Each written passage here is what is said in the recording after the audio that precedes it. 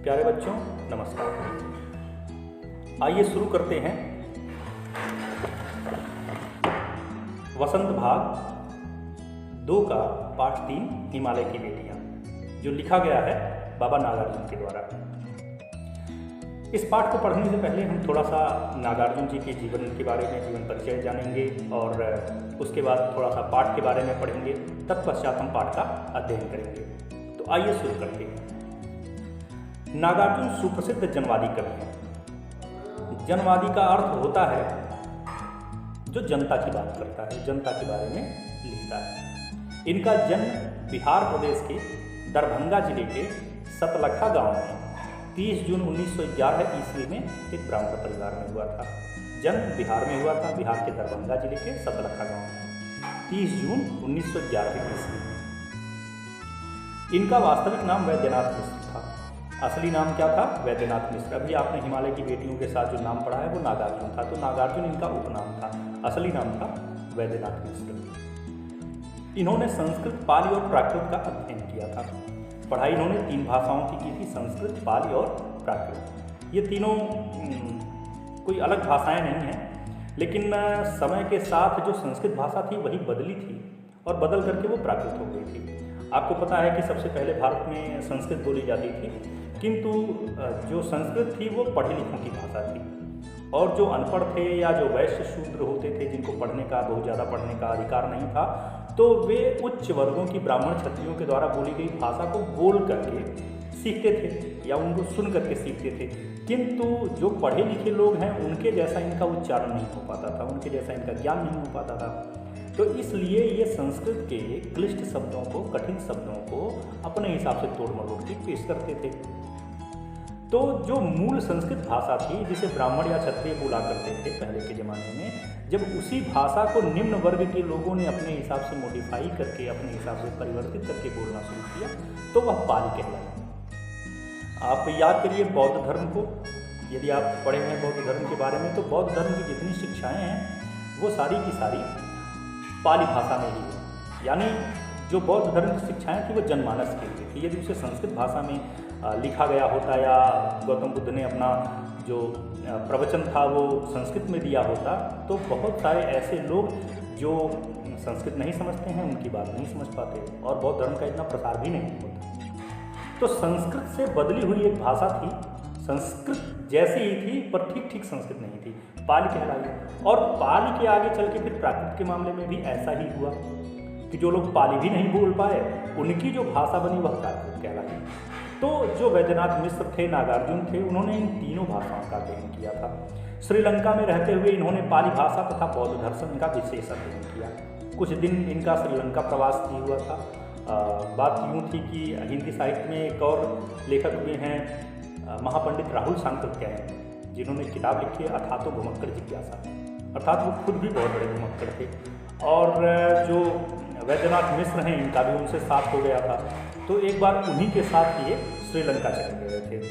तो वहाँ रहते हुए इन्होंने बौद्ध धर्म के बारे में, चूँकि श्रीलंका में जो बहुसंख्यक धर्म है वो बौद्ध धर्म ही है, तो वहाँ पर रहते हुए इन्होंने बौद्ध धर्म के बारे में और वो धर्म की जो रचनाएं हैं, जो प्रवचन दिए गए हैं, वो किस भाषा में है, वो पाली भाषा, उस दोनों का अध्ययन किया था। घुमक्कड़ी और फक्कड़पन नागार्जुन के व्यक्तित्व की 2 प्रमुख विशेषताएं थी। माने पहली चीज़ घूमना और दूसरी चीज़ फक्कड़पना। फक्कड़पना अर्थात जिसको किसी बात की कोई चिंता नहीं है, घर परिवार की, समाज की, पढ़ाई लिखाई, खाना रहना, कोई परेशानी नहीं थी। तो ये दोनों चीज़ें, पहली चीज़ तो आदमी फक्कड़, दूसरे घुमक्कड़। तो फिर कोई काम धाम था नहीं घूमने के अलावा, जहाँ भी जैसे मिल गया खा लिया, रह लिया। तो ये दोनों उनके जीवन की विशेषताएं थी। उनका जीवन ऐसे ही बीता। इन्होंने भारत भर में भ्रमण किया। इन्होंने पूरे भारत में भ्रमण किया, पूरा भारत घूम डाले थे। इन्हें दिल्ली हिंदी अकादमी शिखर सम्मान, दिल्ली का हिंदी अकादमी जो है वो उसका शिखर सम्मान, जो सबसे उच्च सम्मान होता है, नागार्जुन जी को प्राप्त हुआ था। साहित्य अकादमी, हिंदी साहित्य में सर्वश्रेष्ठ रचना के लिए दिया जाने वाला पुरस्कार है, यह भी इन्हें प्राप्त हुआ था। भारत भारती, मैथिली शरण गुप्त तथा राजेंद्र प्रसाद पुरस्कारों से भी सम्मानित किया गया था। वे वामपंथी विचारधारा के अनुयायी थे। वामपंथी विचारधारा मानने वाले थे। वामपंथ क्या होता है? वामपंथ की विचारधारा यह कहती है कि किसी भी कारण से हमारे समाज में जो वैमनस्य, जो विविधता है, जो अंतर है, वह समाप्त होना चाहिए। सभी को एक समान अवसर मिलने चाहिए, सब एक दूसरे के बराबर होने चाहिए। तो वामपंथ की ये विचारधारा है और ये उसके अनुयायी थे। कहीं न कहीं नागार्जुन जी का भी मानना था कि सभी को बराबर अधिकार होने चाहिए। वे कम्युनिस्ट पार्टी के सक्रिय सदस्य भी थे। अब जो वामपंथी विचारधारा है उसका कोई पोषक है तो वो कम्युनिस्ट पार्टी है, तो और कम्युनिस्ट पार्टी ही वामपंथी विचारधारा का पोषक है। उसी के यहाँ वामपंथी विचारधारा का पोषण किया जाता है।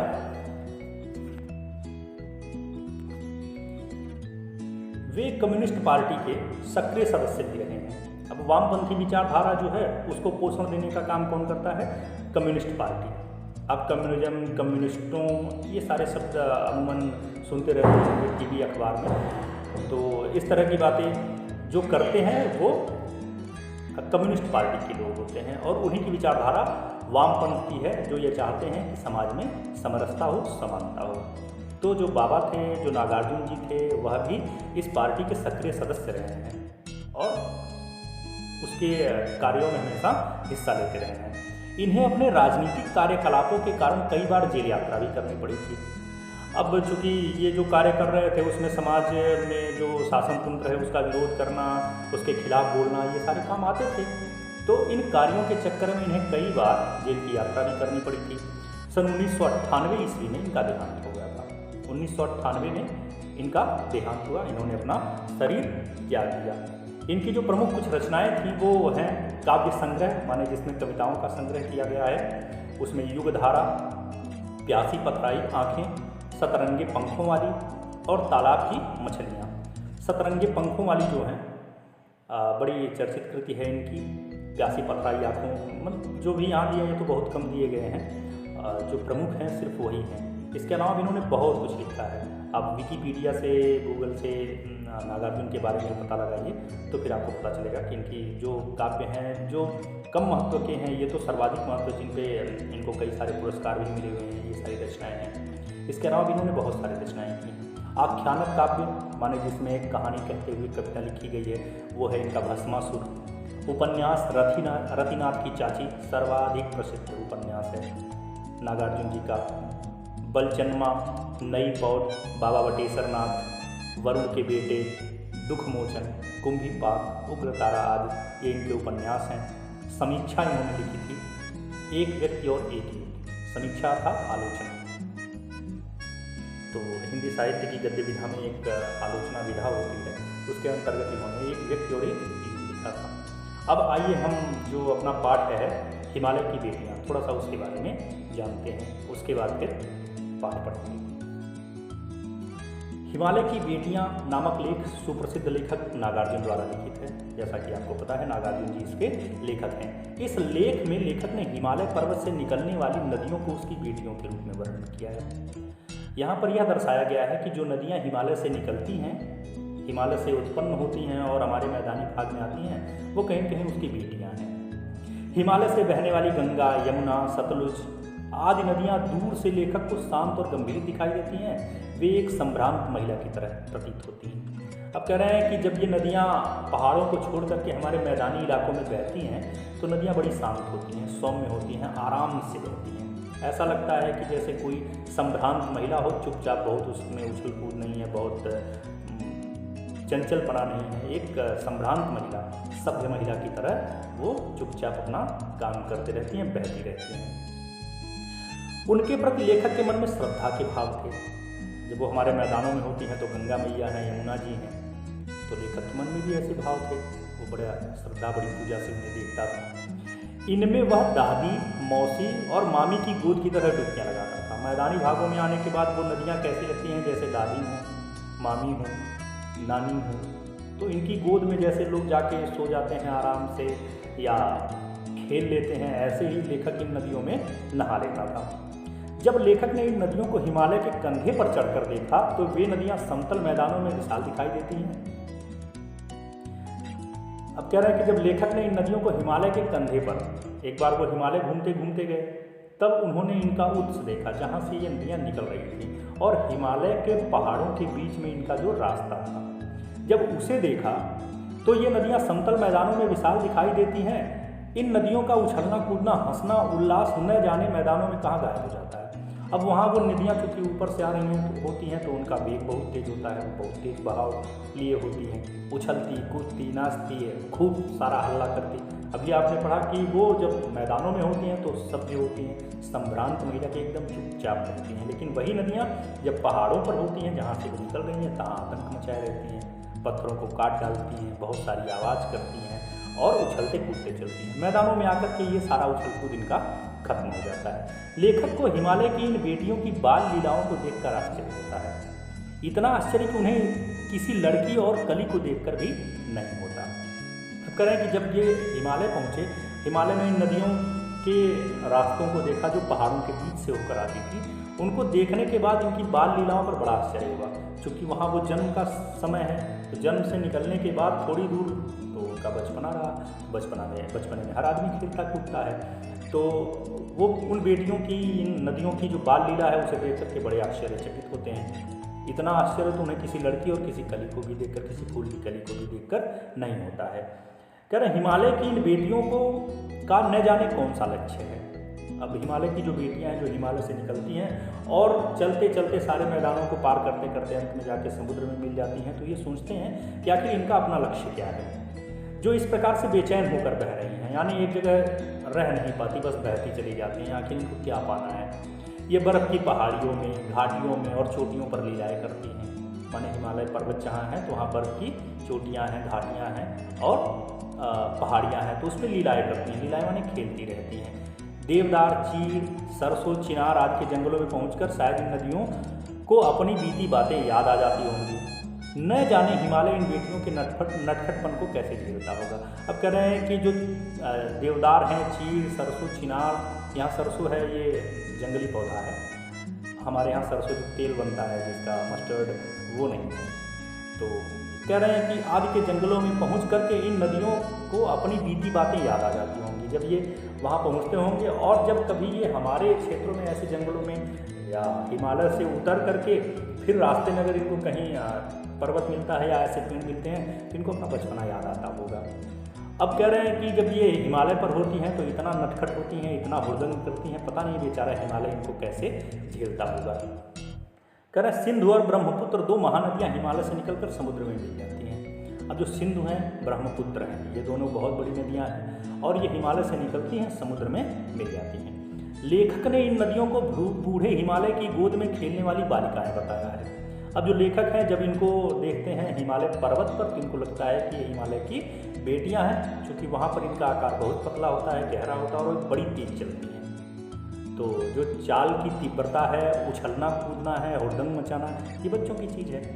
तो हिमालय की गोद में जब ये रहती तब तक ये बच्चा रहती हैं, जब वहाँ से मैदानों में आती तब चौड़ी हो जाती हैं, बड़ी हो जाती हैं, शांत हो जाती हैं, जो बड़े लोगों का गुण होता है। हिमालय को ससुर और समुद्र को उसका दामाद कहने में भी लेखक कोई झिझक नहीं होती। अब चूँकि हिमालय की बेटियां हैं और समुद्र के पास जाकर के वो मिल जाती हैं, समुद्र में जाकर के वो मिल जाती हैं, तो इस आधार पर जो लेखक हैं वो कहते हैं कि हिमालय जो वो ससुर है, उसकी दो बेटियां हैं जो समुद्र से जाकर के प्यार कर लेती, उसके पास मिल जाती हैं। तो इस हिसाब से जो समुद्र हुआ वो हिमालय का दामाद हुआ और हिमालय समुद्र के ससुर हुए। तो ऐसा भी वो एक प्रकार की कल्पना करते हैं। कालिदास के यक्ष ने अपने मेघदूत से कहा था कि बेतवा नदी को प्रेम का विनिमय देते जाना। कालिदास की एक रचना है, महाकवि कालिदास, मेघदूतम। तो उसमें उन्होंने जो यक्ष है उसमें कहानी है कि एक यक्ष जो है वो किसी ऋषि के लिए फूल लाने की उसकी ड्यूटी होती है, वो भूल जाता है। एक दिन उसका विवाह नया नया होता है तो थोड़ा सा लेट हो जाता है, उसे वो समय पर नहीं पहुंचता। तो ऋषि उसे श्राप दे देते हैं कि जिसके कारण तुम फूल लाने में लेट कर गए हो वही तुमसे बिछड़ जाएगा। तो उसको कहीं दूर एक दूसरी जगह पर्वत पर भेज देते हैं। तो वह अपनी पत्नी को पत्र लिखता है और पत्र किस पर लिखता है? बादल पर। तो बादल के माध्यम से वो संदेश पहुंचाना चाहता है। तो मेघ को, बादल को वो दूत बनाता है, इसलिए इस किताब का नाम भी मेघदूतम है। तो उसमें जब वो संदेश भेजता है तो उस संदेश में मेघदूत से ये भी कहा था कि बेतवा नदी को प्रेम का विनिमय देते जाना। बेतवा भी एक नदी है और कहते हैं कि प्रेम का विनिमय, प्रेम का आदान प्रदान उससे भी करते जाना, अर्थात उसको भी प्रेम सिखाते हुए जाना। इससे लगता है कि कालिदास जैसे महान कवि को भी नदियों का सचेतन रूप पसंद था। अब कह रहे हैं कि इस बात को अगर हम ध्यान पे रखें कि वो अपने मेघदूत से कहते हैं बेतवा नदी को प्रेम देना, तो इसका मतलब ये है कि वो भी नदियों को सचेत मानते थे, सजीव मानते थे। काका कालेलकर ने भी नदियों को लोक माता कहा है। एक दूसरे लेखक हैं काका कालेलकर, वो नदियों को लोक माता कहते हैं। लोक माता, माता वो होती है जो पालन पोषण करती है। नदियाँ जो हैं वह पूरे संसार का, पूरे लोक का पालन पोषण करती है। यदि नदियाँ ना हो, पानी ना हो तो किसी का जीवन संभव नहीं है।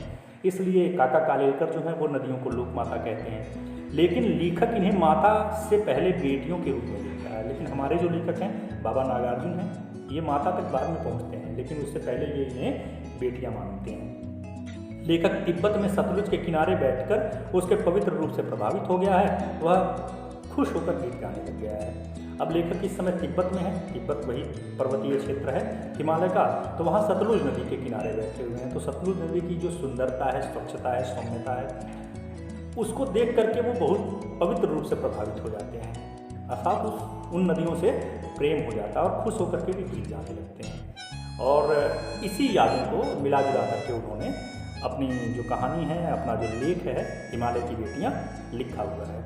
तो आइए अब पाठ पर चलते हैं। तो ये है हमारा पाठ हिमालय की बेटी। शुरू करते हैं। अभी तक मैंने उन्हें दूर से देखा था, उन्हें अर्थात नदियों को। कह रहे हैं लेखक कि अभी तक मैंने उन्हें दूर से देखा था। वो कहाँ से निकली हैं, कैसे पैदा हुई हैं, दूर से देखा मतलब उनको कम जानता था। बड़ी गंभीर, शांत, अपने आप में खोई हुई लगती थी। नदियाँ जब मैदानी क्षेत्र में होती हैं तो एकदम आराम से बहती रहती हैं। संभ्रांत महिला की भांति वे प्रतीत होती हैं। जो नदियाँ हैं वो एक संभ्रांत महिला की तरह प्रतीत होती हैं। उनके प्रति मेरे दिल में आदर और श्रद्धा के भाव थे। अब जो नदियाँ हैं उनके प्रति जो लेखक है उसके मन में आदर और श्रद्धा के भाव हमारे मन में भी होता है कि हम गंगा यमुना जैसी नदियों की बड़ी पूजा करते हैं, उनसे विभिन्न प्रकार की हमारी धार्मिक कथाएं जुड़ी हुई हैं, इसलिए हमें भी वे सारी नदियाँ बहुत प्रिय लगती हैं। माँ और दादी, मौसी और मामी की गोद की तरह उनकी धारा में डुबकियाँ लगाया करता था। अब कह रहे हैं कि माँ और दादी मौसी और मामी की तरह, जैसे हम अपनी माँ दादी के, मौसी मामी के गोद में रहते हैं, खेलते रहते हैं, ऐसे ही जो लेखक थे वो उनकी धारा में डुबकियाँ लगाया करते थे।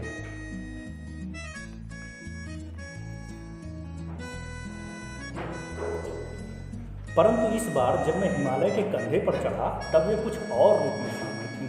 क्योंकि लेखक ने अभी सारी नदियों को मैदानों में देखा था, खूब चौड़ी धीरे धीरे बहती हुई, लेकिन एक बार लेखक को मौका मिला हिमालय के कंधे पर चढ़ने का। यहाँ देखिए प्रयोग किया है कंधे पर चढ़ने का। कंधे पर हम किसी आदमी के ही चढ़ सकते हैं, लेकिन ये हिमालय के कंधे पर चढ़ने की बात करते हैं। साहित्य में जहाँ कहीं भी ऐसा प्रयोग होता है कि हम किसी भी प्राकृतिक या निर्जीव चीज़ को किसी आदमी की तरह प्रस्तुत करते हैं, वहाँ पर एक अलंकार होता है, उसका नाम होता है मानवीकरण। अर्थात हमने हिमालय जो एक पर्वत है उसको एक आदमी के समान प्रस्तुत किया है। तो ऐसी स्थिति में अलंकार होता है मानवीकरण।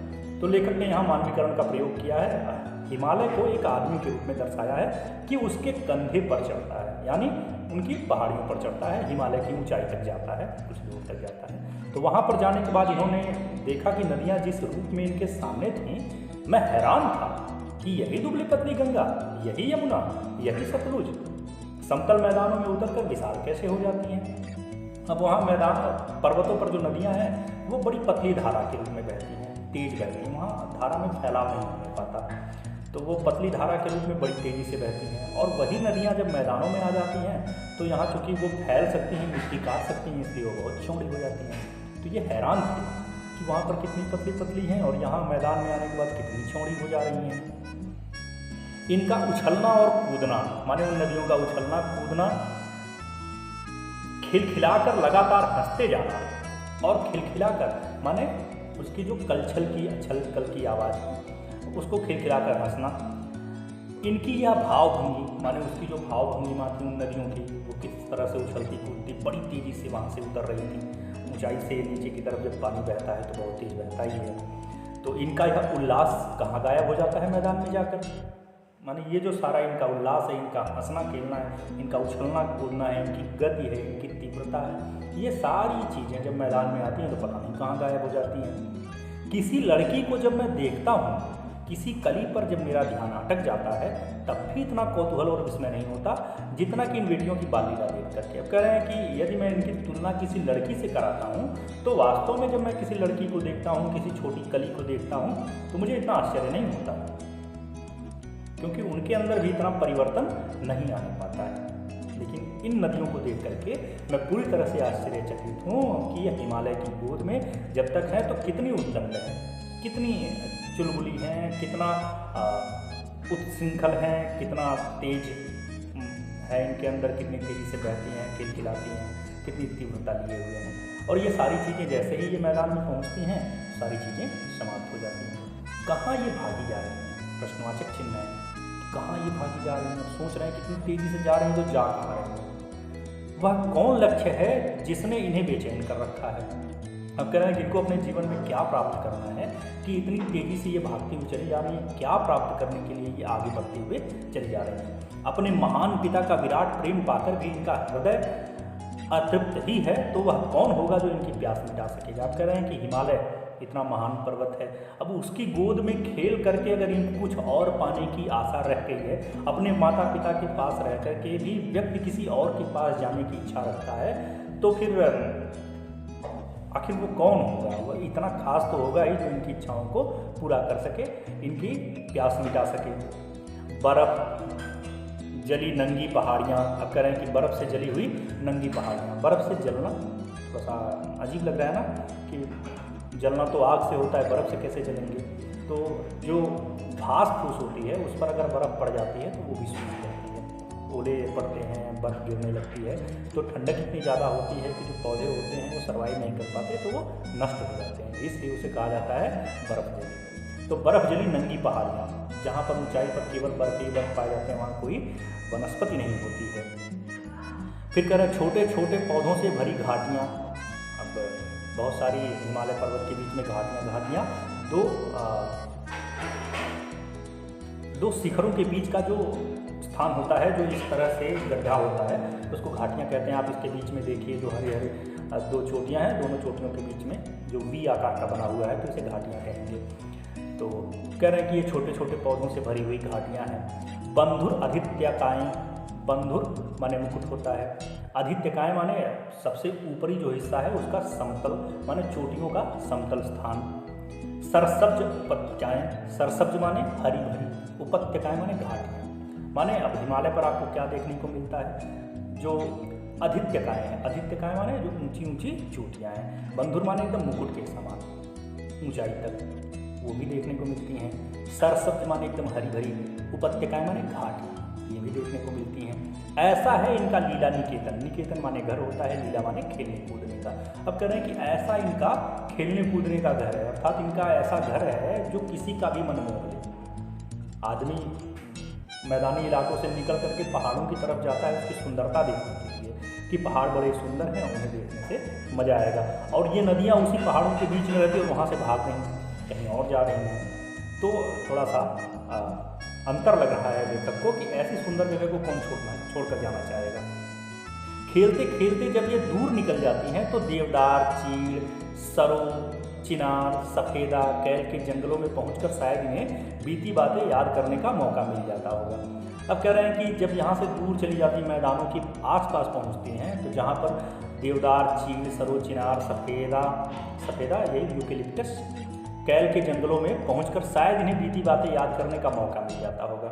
यानी वहाँ जाकर के जब ये थोड़ा सा रुकती होंगी, इनकी गति थोड़ी सी कम होती होगी, तब ये सोचती होंगी कि हम ऊपर कैसे थे, किस तरह से हम वहाँ से चलते हुए आ रहे थे। कौन जाने बुढ़ा हिमालय अपनी इन नटखट बेटियों को के लिए कितना से ढूंढता होगा। कर कौन जाने बुढ़ा हिमालय क्योंकि हिमालय बहुत पहले से बना हुआ, बहुत पुराना है। तो उन्होंने कहा कि जो बूढ़ा हिमालय है वो अपनी नटखट बेटियों के लिए, इनकी बदमाशियों के लिए वो कितना अपना सिर ढूंढता होगा, कितना परेशान होता होगा। बड़ी बड़ी चोटियों से जाकर पूछिए तो उत्तर में विराट मोहन के सिवाय उनके पास कुछ रखा ही नहीं है। रखा ही क्या है। अब कह रहे हैं कि आप जाकर उनसे पूछिए कि भाई आपकी ये जो बेटियां हैं, नदियां हैं, इनकी इन बदमाशियों से आपको कोई कष्ट है? तो उनकी ऊंची ऊंची चोटियां जो है वो चुप पड़ जाती हैं, क्योंकि उनके पास कोई उत्तर है ही नहीं। सिंधु और ब्रह्मपुत्र, ये दो ऐसे नाम हैं जिनके सुनते ही रावी, सतलुज, ब्यास, चनाब, झेलम, काबुल, जिसे कुंभा नाम से भी जाना जाता है, कपिशा, गंगा, यमुना, सरयू, गंडक, कोसी आदि हिमालय की छोटी बड़ी सभी बेटियां आंखों के सामने नाचने लगती हैं। करेक्ट, सिंधु और ब्रह्मपुत्र ये हिमालय से निकलने वाली सर्वाधिक बड़ी नदियां हैं। और जैसे ही आप इनका नाम लीजिए तो इन नदियों के साथ दूसरी सारी नदियां जैसे रावी, सतलुज, ब्यास, चिनाब, झेलम, काबुल, कपिशा, गंगा, यमुना, सरयू, गंडक, कोसी आदि हिमालय की छोटी बड़ी सभी बेटियां आंखों के सामने नाचने लगती हैं। सभी बेटियों की याद आ जाती है। वास्तव में सिंधु और ब्रह्मपुत्र स्वयं कुछ नहीं है। दयालु हिमालय के पिघले हुए दिल की एक एक बूंद न जाने कब से इकट्ठा होकर इन दो महानदों के रूप में समुद्र की ओर प्रवाहित होती हैं। अब कह रहे हैं कि यदि हम वास्तव में जाने तो सिंधु और ब्रह्मपुत्र अपने आप में थोड़े कुछ है। ये तो जो हिमालय है, दयालु हिमालय है, उसी के दिल की एक एक बूंद पिघल करके न जाने कब से इकट्ठा हुई थी, और आगे चल करके यही जो बूंदें थी, बर्फ़ की बूंदें जो पिघल करके, या हिमालय का दिल समझ लें, उससे पिघल के जो चीज़ें निकली हुई थी, जो पानी इकट्ठा हुआ था, वही आगे चल करके इन नदियों के रूप में प्रवाहित होता है, समुद्र की ओर जाता है। कितना सौभाग्यशाली है वह समुद्र जिसे पर्वतराज हिमालय की इन दो बेटियों का हाथ पकड़ने का श्रेय मिला। अब कह रहे हैं कि जो समुद्र है वह भी बड़ा भाग्यशाली है, अर्थात उसका भाग्य ज़्यादा है जो हिमालय की इन दोनों बेटियों का हाथ पकड़ता है। हाथ पकड़ना मतलब उनको अपनाता है, उनसे विवाह करता है। ठीक है। जिन मैदानों में इन नदियों को देखा, जिन्होंने मैदानों में ही इन नदियों को देखा होगा, उनके ख्याल में शायद ही यह बात आ सके कि बूढ़े हिमालय की गोद में ये बच्चियां बनकर ये कैसे खेला करती हैं। अब कह रहे हैं कि जिन लोगों ने नदियों को केवल मैदानों में ही देखा होगा, वो अंदाज़ा नहीं लगा सकते कि बूढ़े हिमालय की गोद में ये बच्चियों के रूप में किस तरह से हुड़दंग मचा के खेलती हैं। माँ बाप की गोद में नंग धड़ंग होकर खेलने वाली इन बालिकाओं का रूप पहाड़ी आदमियों के लिए आकर्षक भले न हो, लेकिन मुझे तो ऐसा लुभावना प्रतीत होता है कि वह रूप कि हिमालय को ससुर और समुद्र को उसका दामाद कहने में भी कुछ झिझक नहीं होती। अब कह रहे हैं कि जो लोग वहीं रहते हैं, पर्वतों पर ही रहते हैं, उनको इससे कोई परेशानी, उनके रूप को देख करके कोई आश्चर्य नहीं लगता हो, लेकिन जब मैं उन्हें देखता हूँ तो ये मुझे इतनी आकर्षक लगती हैं कि इन्हें मैं समुद्र की बेटियाँ इन्हें मैं हिमालय की बेटियाँ और समुद्र को उसका दामाद कहने में भी नहीं झिझकता हूँ। अर्थात समुद्र को मैं हिमालय का दामाद मान सकता हूँ, जिससे हिमालय ने अपनी बेटियों की शादी की है, अर्थात बेटियाँ जाकर के उसे समुद्र में मिल जाती हैं। कालिदास के विरही यक्ष ने अपने मेघदूत से कहा था, वेत्रवती अर्थात वेतवा नदी को प्रेम का प्रतिदान देते जाना। प्रतिदान माने बदला देते जाना। अब कालिदास कहानी बता रहे हैं, कहानी जैसा कि अभी आपने इसके सार में पढ़ा था, तो उन्होंने विरही यक्ष से, कालिदास के विरही यक्ष ने, मैंने कहानी बताई थी कि वही मेघदूत नाम की एक रचना है उनकी, जिसमें एक यक्ष होता है, वो अपनी पत्नी से दूर हो जाता है किसी श्राप के कारण। तो जब वो एक बादल को अपना संदेश वाहक बनाकर भेजता है, अपना दूत बनाकर भेजता है, उसे संदेश भिजवाता है, तो कहता है कि रास्ते में तुमको वेत्रवती, पुराना नाम है बेतवा का, वो मिलेगी तो उससे प्रेम का प्रतिदान देते जाना, माने उसे भी प्रेम का कुछ दान देते जाना। तुम्हारी वह प्रेयसी तुम्हें पाकर अवश्य ही प्रसन्न होगी। अब कह रहे हैं कि जो बादल है वो उससे कहते हैं कि तुम नदी, बादल और नदी का आपस में प्रेम है, बादल बरसेगा नहीं तो नदियाँ बढ़ेंगी कैसे, नदियों में पानी कहाँ से आएगा। तो कह रहे हैं कि तुम्हारी वह प्रेयसी, प्रेयसी माने प्रेम करने वाली, तुम्हारी वह जो प्रेयसी है, बेतवा नदी है, वह तुम्हारा प्रेम पाकर अवश्य प्रसन्न होगी। यह बात इन चंचल नदियों को देखकर मुझे अचानक याद आ गई। अब कह रहे हैं कि ये कालिदास वाली घटना जो थी, इन चंचल नदियों को देखकर अचानक लेखक को याद आ गई, और सोचा कि शायद उस महाकवि को भी नदियों का सचेतन रूपक पसंद था। कह रहे हैं कि अब मैंने सोचा कि जो वो कालिदास थे, वो लेखक थे, उनको भी नदियों का सचेतन रूप ही पसंद था। सचेतन माने चेतना वाला रूप, मनुष्य जैसा रूप, कि उनको भी प्रेम चाहिए होगा, उनको भी गुस्सा आता होगा। जो आदमी की क्रियाएं हैं वो नदियों की। दरअसल जो भी कोई नदियों को पहाड़ी घाटियों और समतल आंगनों के मैदानों में जुदा जुदा शक्लों में देखेगा वो इसी नतीजे पर पहुंचेगा। अब कह रहे हैं कि जो भी व्यक्ति नदियों को पहाड़ों पर देखेगा और उन्हीं नदियों को फिर मैदान में देखेगा वो इसी नतीजे पर पहुंचेगा कि वो कितनी चंचल हैं और कैसे वो अपने पिता की गोद में खेलती रहती हैं, कैसे मैदान में आकर के वो शांत और सभ्य हो जाती हैं। काका कालेलकर ने नदियों को लोक माता कहा है, किंतु माता बनने से पहले यदि हम इनको बेटियों के रूप में देख लें तो क्या अर्थ है। अब कह रहे हैं काका कालेलकर, वो भी एक लेखक हैं, उन्होंने नदियों को लोक माता कहा है। लोक माने समाज होता है, संसार होता है, माता माने जो उनका भरण पोषण करती है, पालन करती है। तो जो नदियाँ हैं वो हमारे समाज का पालन पोषण करती हैं, वो अपने पानी से लोगों की प्यास बुझाती हैं, खेतों की सिंचाई करती हैं, लोगों को अनाज देती हैं। तो विभिन्न प्रकार से मनुष्यों का पालन पोषण करने के कारण नदियों को लोक माता कहा गया है। लेकिन हमारे लेखक कह रहे हैं, नागार्जुन जी कह रहे हैं कि यदि हम उनको माता बनाने से पहले उनको बेटियों के रूप में देख लें तो कोई परेशानी नहीं, कोई हर्ज नहीं है। और थोड़ा आगे चलिए, इन्हीं में अगर हम प्रेयसी की भावना करें तो कैसा रहेगा। अब कह रहे हैं कि अभी हम उनको बेटियों के रूप में देख रहे हैं, फिर इन्हीं को हम आगे चल करके इनको अपनी प्रेमिका मानें, जिनसे हम प्रेम करते हैं, जिनसे हमें बड़ा प्यार है, वो मान लें तो फिर कैसा रहेगा। ममता का एक और भी धागा है जिसे हम इनके साथ जोड़ सकते हैं, अर्थात प्रेम का एक धागा और है, माने जो हमारी माँ है वही हमसे प्रेम नहीं करती हैं। इसके अलावा भी बहुत सारे रिश्ते हैं जो महिलाओं से हमारे रिश्तों को व्याख्यायित करते हैं। कह रहे हैं कि यदि हम इन्हें प्रेम करें तो फिर ये कैसा रहेगा, ये भी अच्छी बात है। और ये धागा ऐसा भी है ममता का जो हम इनसे जोड़ सकते हैं, इन नदियों से जोड़ सकते हैं, अर्थात नदियों को प्रेम करें, उनके विकास में हम अपना योगदान दें, उनको गंदा ना करें, उन्हें साफ सुथरा रखें और जिस रूप में वो हिमालय हमें उन्हें प्रदान करता है हम उसे उसी रूप में रखें। अर्थात नदियों की स्वच्छता और नदियों के लगातार जीवन को हम प्रभावित रखें, हम नदियों को नुकसान ना पहुँचाएँ। एक दिन बहन का स्थान कितने कवियों ने इन नदियों को दिया है। अब कह रहे हैं कि बहुत सारे जो कवि हैं उन्होंने इन नदियों को अपनी बहन भी माना है। अर्थात अब देखें कि कई रूपों में माता के रूप में चर्चा हो गई, दादी नानी मामी के रूप में चर्चा हो गई, बेटियों के रूप में चर्चा हो गई, प्रेमिका के रूप में चर्चा हो गई। बहुत सारे कवियों ने इनको बहन के रूप में भी माना है, अर्थात उन्होंने इन्हें बहन भी माना है। एक दिन मेरी भी ऐसी भावना हुई थी। अब कह रहे हैं कि मेरी भी एक दिन भावना हुई कि मैं भी इन्हें कुछ मानूं।